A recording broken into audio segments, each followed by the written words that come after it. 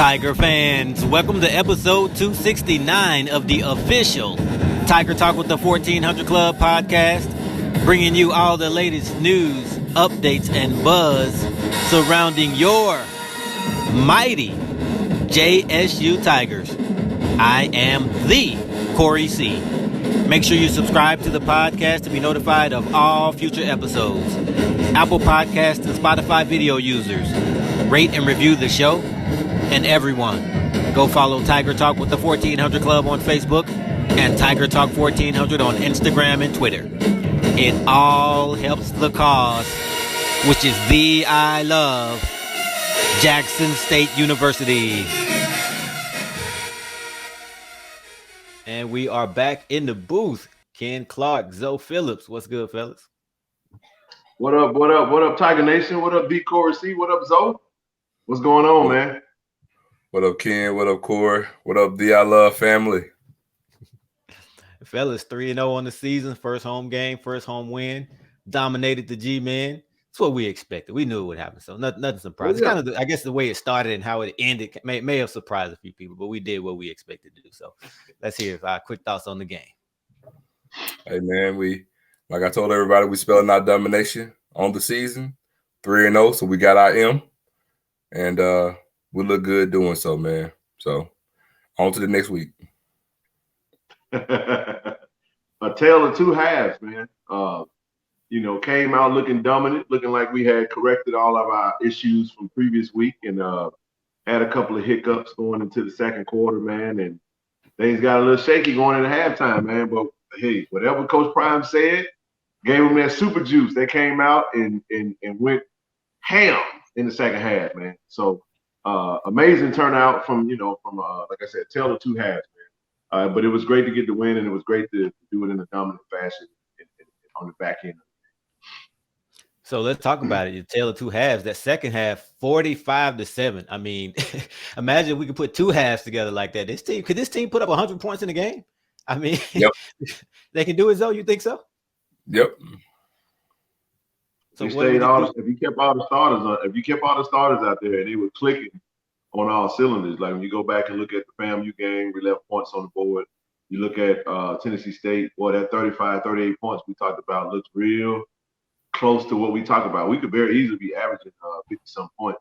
And but nevertheless, man, I think they can. I don't think you got to catch the right opponent, man. We got the weapons to do it. 100 would be a little extreme. Yeah. So come on now, take the glasses off, the blue and white glasses. 100. No, man. I mean, I look, I got a real nostalgic thing for y'all. I almost came real close to tell y'all do realize that we got weapons of mass destruction. JSU fans know what I'm talking about when I say that. So I mean, it's possible. So fellas, what impressive the halftime. I don't know if do you call that a halftime adjustment? Is that considered an adjustment or what? Or just a attitude adjustment? Attitude adjustment, yeah. What it was. Absolute refocus, man. It's like, yeah, it was definitely I mean, we saw the footage, so if you haven't, I'm pretty sure somebody's seen a little bit of what Coach Prime had to say. Like what Shador said in the press conference, he basically was like, look, he came in fussing, and then he went out, gathered himself, he came back cool and collected. He said, y'all know what we got to go do. And they proceeded to go do that. That's pretty encouraging to see that take place. Well, the thing I took from the halftime speech, man, is his anger and his message was the very thing that he's trying to create with Jackson State. And that is he's selling NFL by way of Jackson State. And that was his pitch at halftime. He said, hey, you don't want to be a pro. If you want to be a pro, go out here and show me that you want to be a pro. Because this right here ain't it. So who showed you that they want to be a pro? Let me start, man. I mean, 45. We're going to start right there. 45. 45 won't be a pro. I say number 4 on offense. He definitely looked like a pro yesterday, listen, man, on Saturday. Dallas Daniels is emerging as that guy, 5 catches, 85, 3 touchdowns. And I think he's stepping up and kind of taking on that Keith Corbin role, replacing Keith Corbin, and he's doing a hell of a job. Mm-hmm. Absolutely. What a game. Let Zoe tell it. Savion Wilkerson. Zoe gave Savion Wilson his nickname. You know, I told him don't ever put sweetness on anybody. That's too much pressure, man, to live up to. But Savion Wilson balled out. What nickname did he give him? He gave him Little Sugar Cube, man, and that's you know. Oh my God! Hey, just like typical Zoe fashion, bro. I ain't touching that. But Zoe, you speak to that. Savion knows his nickname. I made sure to tell him after the game. Because guess what he said? Walter Payton is my favorite player. I said, trust me. He has said that. He said that since he's been here. But guess what? I know this. So he can't be sweetened. So he a little sugar cube. I told you, I got him. I told him he fell out last. Savion, man, 23 carries, 141, 6 yards a carry, 2 touchdowns. I mean, was he playing on a video game the way he was hurling over cats? What button is that on the video game? Which button is that? I think that's the triangle. Isn't that the triangle? That's the triangle? Yeah, that's the triangle. Yeah, I ain't played with it in a little while, but you know, hey, look, there was some times where Zoe and I, we were sitting in the stands. We went up in the stands and wanted to watch the game from the horseshoe that we normally watch it from. And Zoe, how many times? I mean, Corey, it's about 5 different times that he ran the ball that we both just stood up and looked at each other. We was like, oh my goodness, this man is special. And I just love his ability. Shedeur said one thing in the press conference that jumped out. He said his ability to see the hole and to maneuver through the tackles and whatnot. I thought that was very impressive. He saw the hole, his ability to stop, change the direction, and he showed the whole repertoire. Speed, power, agility, vision, elusiveness, all of that was on display on Saturday. Look, the dude looked like Walter Payton. I'm serious. He looked like Walter Payton. Yes, he did. The dude gave it everything. I'm not shaking my head in disagreement. I'm just saying, boy, you just ain't gonna let it go, is it? I'm serious. The dude looked like Walter Payton Saturday. You got it all, man. We hurdling. I call him one cut shouted. I mean, he killing everybody in the phone booth. I mean, he giving stiff arm. He hurdling. He spin cycling people. He giving you everything, and he got a forward lean. He ain't never going backwards. He gave you everything he had. I do like that, Corey, about him. When you grab him, he's the my favorite running backs are the running backs that when you make contact with them, they fall forward for their extra yard, or either they fall forward where they are, but to not go backwards. Usually he puts his weight down, so he has a low center of gravity. And man, what'd you say? 23 carries, 141, 2 tugs. Hey man, that's a really good. When last time we had a running back have 23 carries in a game? I mean, was it Destry Wright? I mean, I'm probably going back a little bit too far. No. Gooden and Sims both did it. Okay. Yeah, Tommy Gooden and Raheem Sims. Raheem.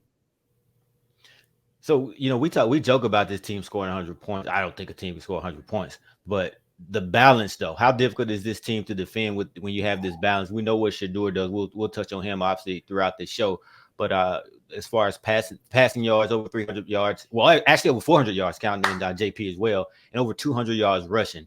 So when was the last time a Jackson State team had that type of balance, 400 yards and 200 yards? I don't know. I can't say off the top of my head. Casey Terrio? No, we didn't run that well with Casey. That's true. We had the yardage output, but not the balance. I would say the last time we had that balance, I'm gonna go 99. Hey, that's interesting that you say 99. Did Mark Washington throw for 400 yards in the game? Did Mark Washington throw for 400 yards in the game in 99? I don't remember. Speaking of 1999, first win versus Grambling at the vet. It's 1999. I'm just saying. I just thought, you threw it right out there. That's mind blowing, man. That's mind blowing. What I'm thinking is, you might be right, Corey. He might not have 400, but I'm looking at the balance. It's the balance itself. Yeah. Not the specific number of yards, but just the balance as well. Balance in the total yardage. Yeah, definitely. Hey, what an amazing job Coach Bartolone has done. I mean, when you look at the plays that we left out there. We were driving on that fumble by Dallas Daniels at the end of the second half. You know, who knows what could have taken place with the fourth, after right before the fumble or whatnot. But my point is that even with 600 total yards offense, you go back and look into the previous game. The only thing I want to make note of is the plays that we left out on the field. Just imagine what this offense could have. We have squandered more yards on offense than some teams have even had the capability of even producing. And that just shows to the explosiveness and the, to the football acumen of our offensive coordinator, Coach Brett Barlow.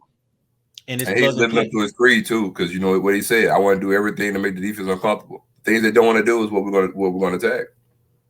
And it's plug and play. It's like no matter who we're inserting into this lineup, it doesn't matter. We're getting it done. If you look at the wide receiver room, I didn't even realize it for a while, but no Cam Buckley, no Rico Powers, but you bring in obviously, you have Willie Gaines and Dallas Daniels, but it really doesn't matter. But who I want to definitely give some kudos to is DJ Stevens. I know Ken has been on this train, so yes, I'll let you speak on it as well. But DJ Stevens, I think he's on pace to have the best tight end season for Jackson State since who? Maybe a Renty Rollins? Am I missing Renty Rollins? Renty Rollins, yeah. And not a high number of yards, but the number of catches he has, multiple catches, and they're going to him in crucial situations that he's producing. So Jackson State, that's another element that we haven't had. So you talk about the balance between the run game and the pass game, but to have that tight end element is something that we haven't had. So kudos to Bartolone and obviously Coach Brew. Hey, I'll say this: as we were entering to the stadium, we saw Kylan Ritchie, we saw Keith Corbin. And being able to sit there and talk to Kylan, he was salivating, said, "Man, I really wish I could have played in this offense." And he was just the thing that he said, "Man, I'm so proud of DJ." He told me that he was like, "Man, I'm so proud of DJ, man." And I got where he was coming from. I mean, he knows that he stuck it out. You know what I mean? He stayed and waited his turn. And now that talk about a player that's waited his turn. He reminds me. To me, he's the Devontae Davis of the offense. If you really go, you want to look at that player that's been, if you want to look at the player that's been at Jackson State, been waiting his turn, he's a legacy kid. I mean, he stayed the course, and boy, has he not benefited for that. Absolutely. Hey, that was one time. Speaking of tight end, I'll say this, I shut up. Man, that screen pass. I'm still just impressed with the formation when they put two tights out in the slot, man. And I called it, Corey. I called it. I said, I think this is a screen pass to Dallas Daniels, and it just so happened to be because he was the odd man out, and you got those two big tight end bodies that's out there to block. Creativity, man, by Brett Bartolone.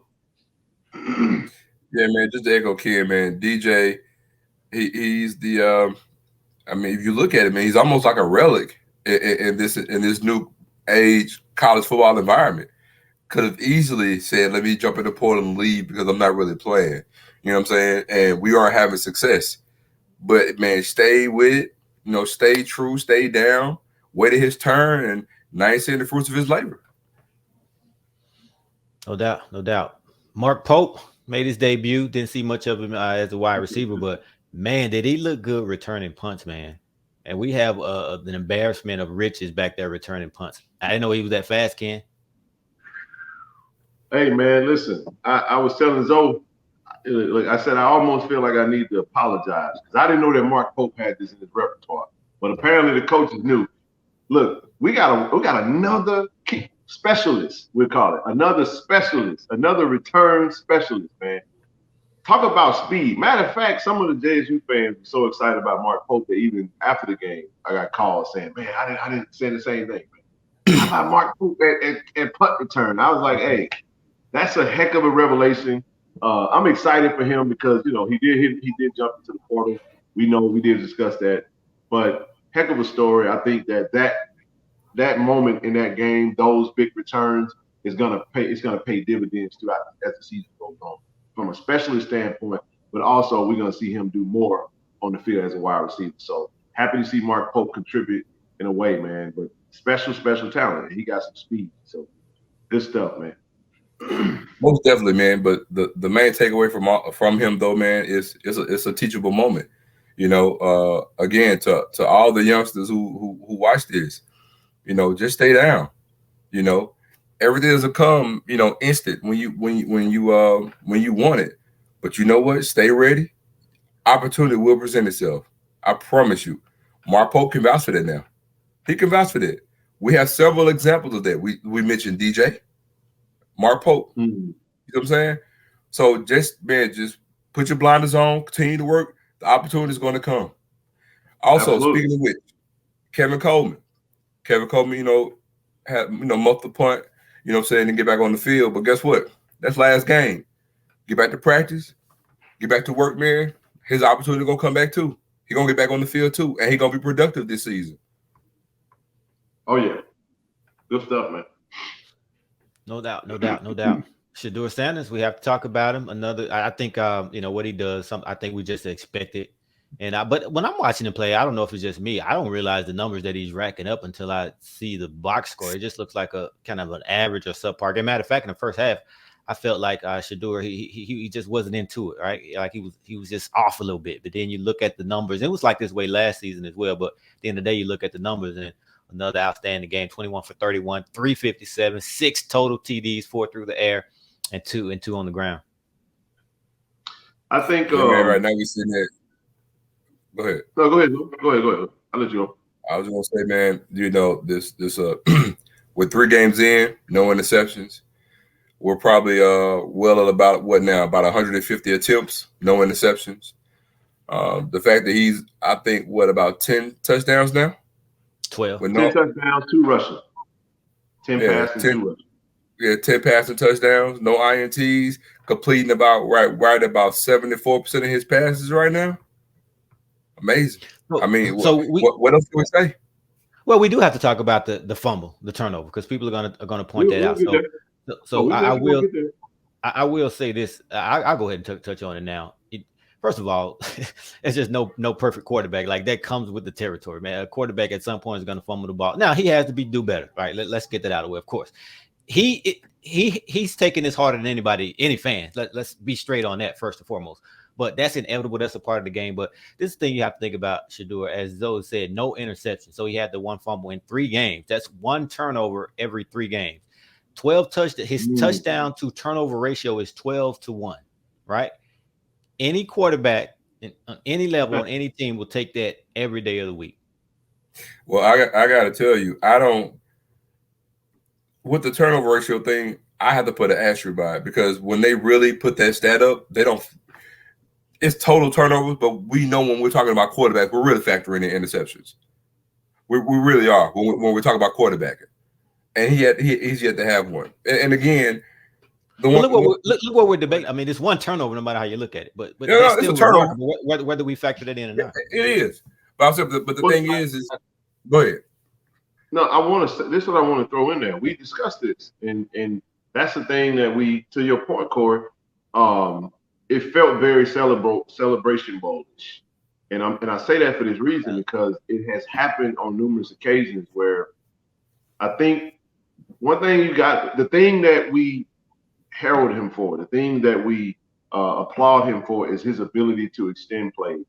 It's not really the burner that that his father, Coach Prime was, but he still has the ability and the athleticism to extend plays. While doing so, he's got his eyes downfield, still trying to look for wide receivers. So most of the time he has the ball kind of out away from his body. It's not tucked. Mm-hmm. It's being palmed. So if a defensive lineman or linebacker or DB or someone makes any type of contact and make the right amount of contact, and they're coached to hit the ball, you're coached to swing at the ball as you make a tackle. You've seen him cough the ball up some.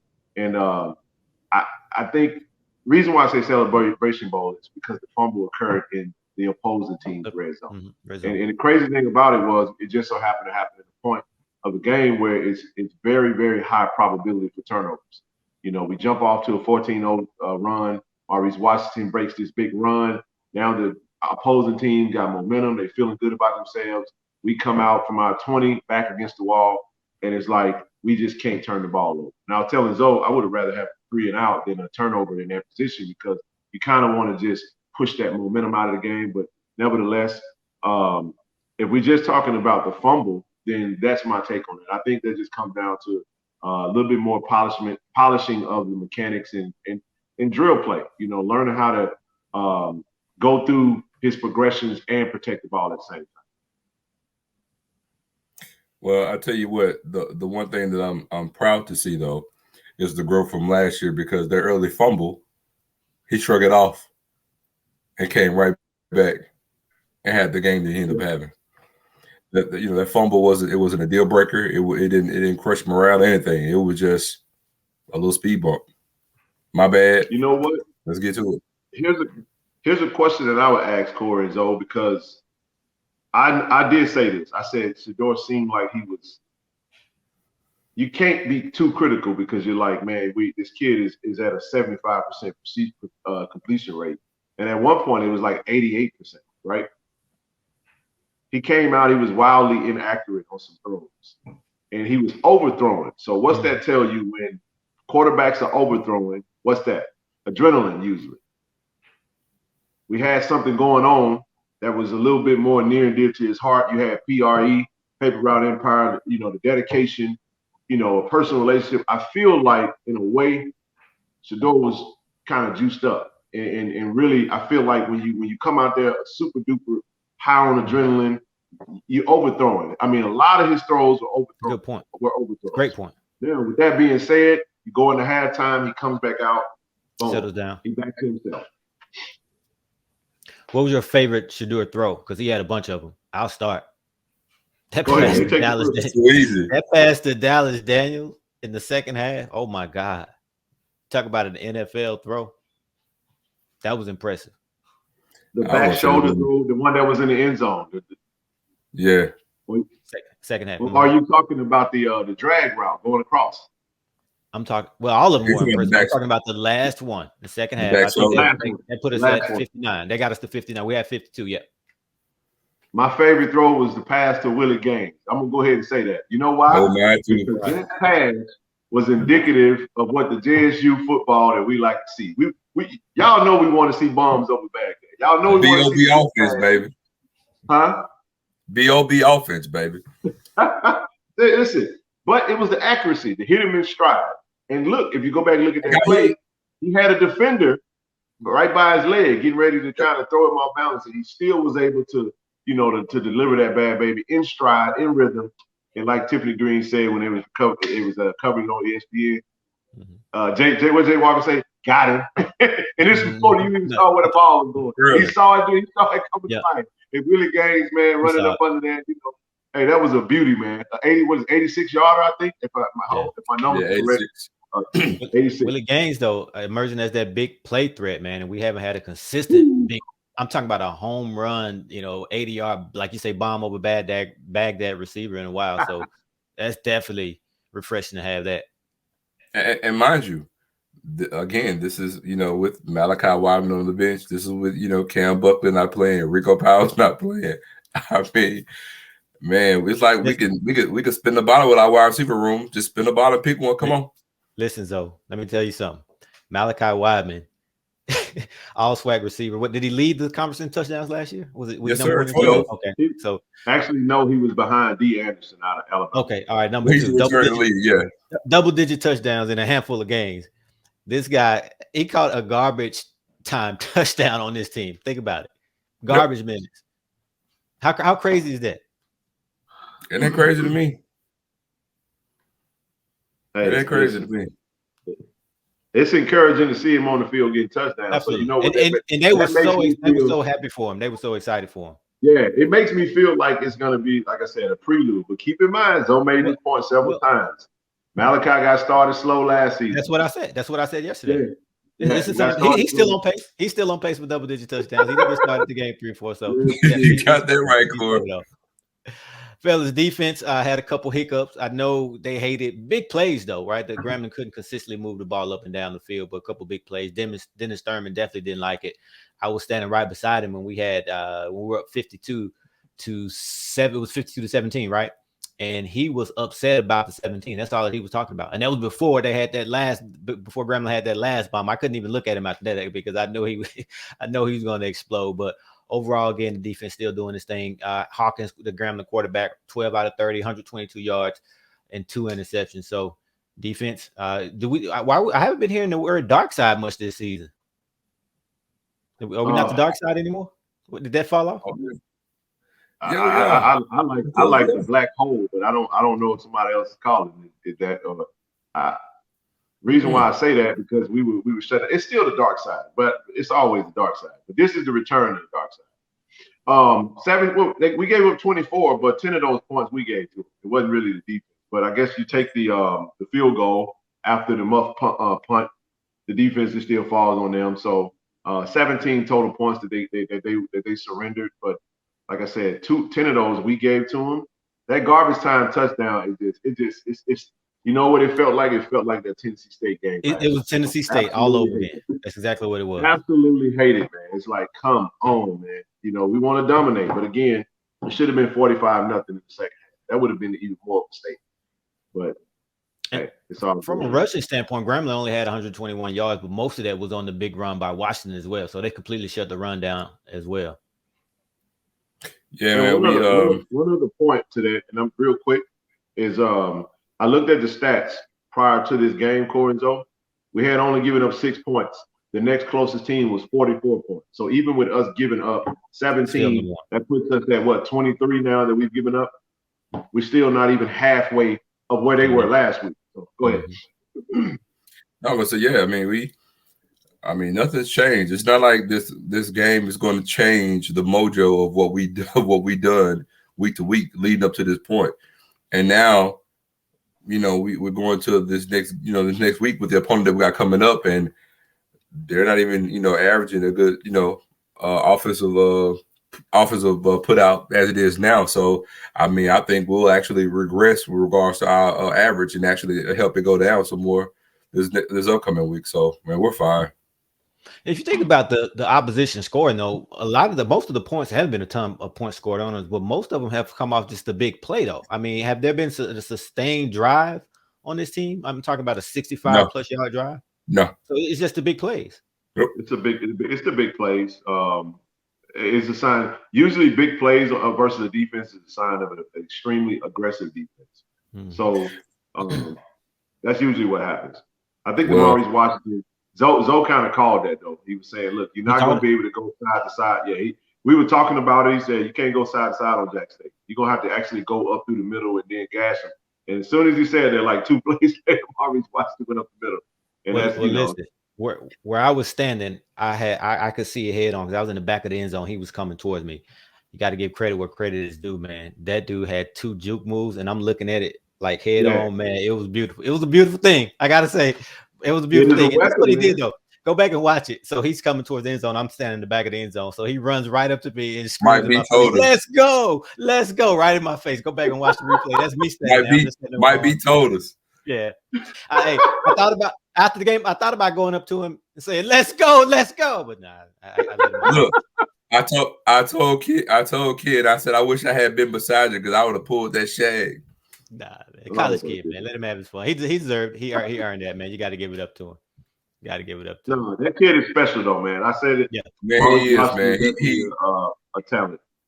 Man, he is, man. He is. He's legit, man. That kid will be playing on Sundays. Make no mistake about it. If nothing else, to even be a special teamer, man, that kid is gonna play. Seriously. Hey, I'll give you a player comparison. I know this Tiger talk, you know, but he's a Tiger, Grambling Tiger.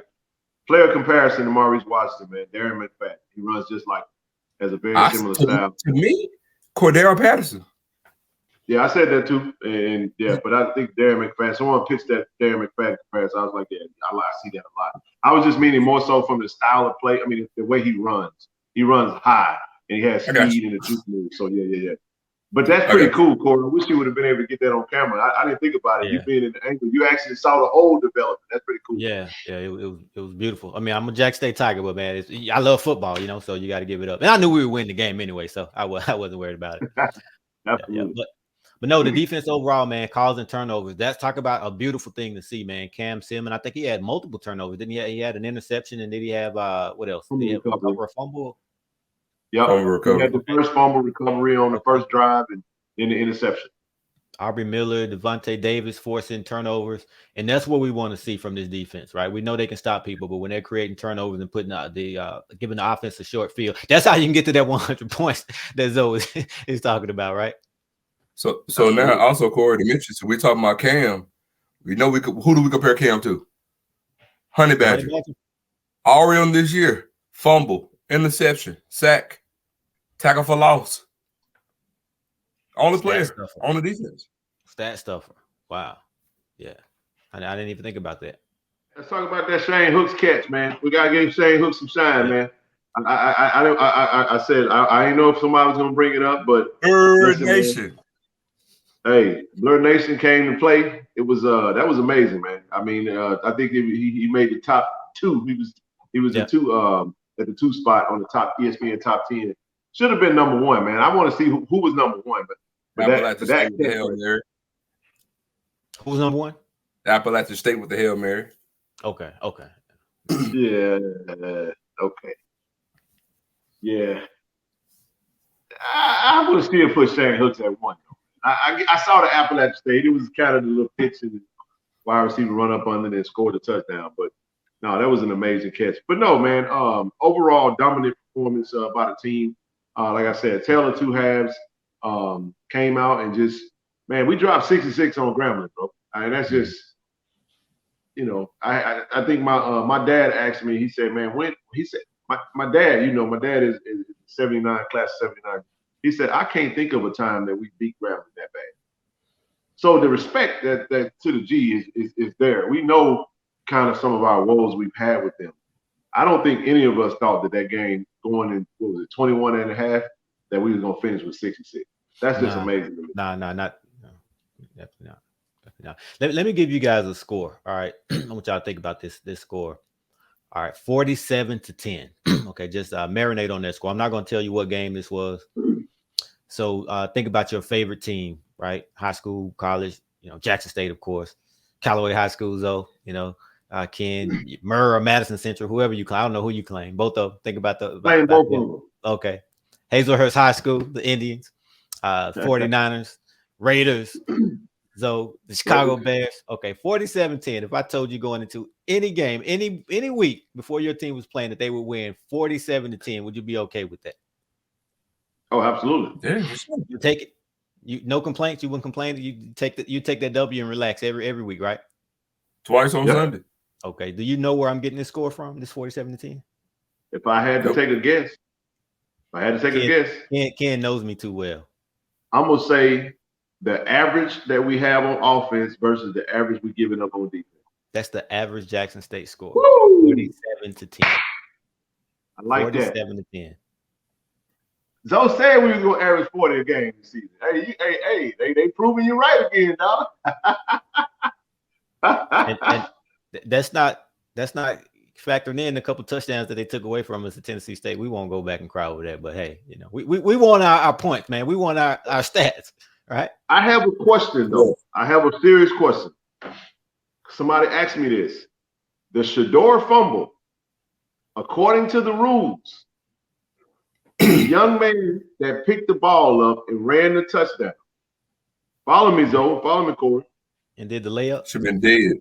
Listen, he jumped in the air before he crossed the goal line. And he let the ball go before he actually touched the end zone.